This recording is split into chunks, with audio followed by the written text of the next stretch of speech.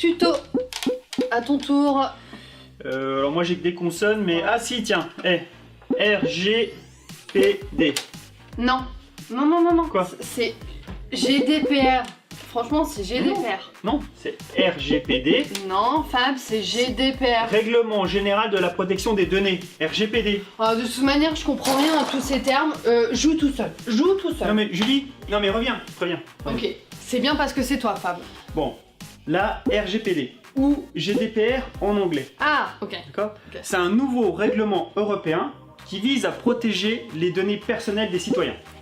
D'accord, mais ça veut dire qu'en tant qu'entreprise, je vais devoir me mettre en conformité avec ce nouveau règlement? Oui. Oh. Non mais ça va aller, je vais t'expliquer. Ok. Déjà, avant toute chose, je vais t'expliquer ce que c'est qu'une donnée personnelle.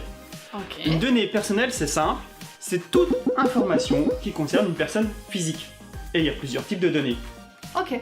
Tri des données, Laurent, 25 ans, marié, commercial, 06 32 14 49 77, données courantes. Julien, numéro de sécurité sociale 1 89 10 67 456 000.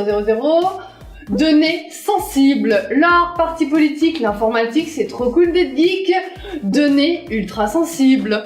Ah bah oui, Fab, merci, c'est beaucoup plus clair une donnée personnelle pour moi. Alors, il est aussi très important que tu comprennes comment définir les risques, menaces et impacts de ces différentes données. Non mais là je crois que je vais vraiment partir, je crois qu'on m'attend d'ailleurs. Non, tu vas voir, ça va aller. Il y a 3 types de risques. Ok, L'accès illégitime, la modification et la disparition des données. d'accord, L'accès illégitime, c'est par exemple un vol. ok, La modification, ça peut être le changement d'un numéro dans un tableau, par exemple, un chiffre de numéro de sécurité sociale. d'accord.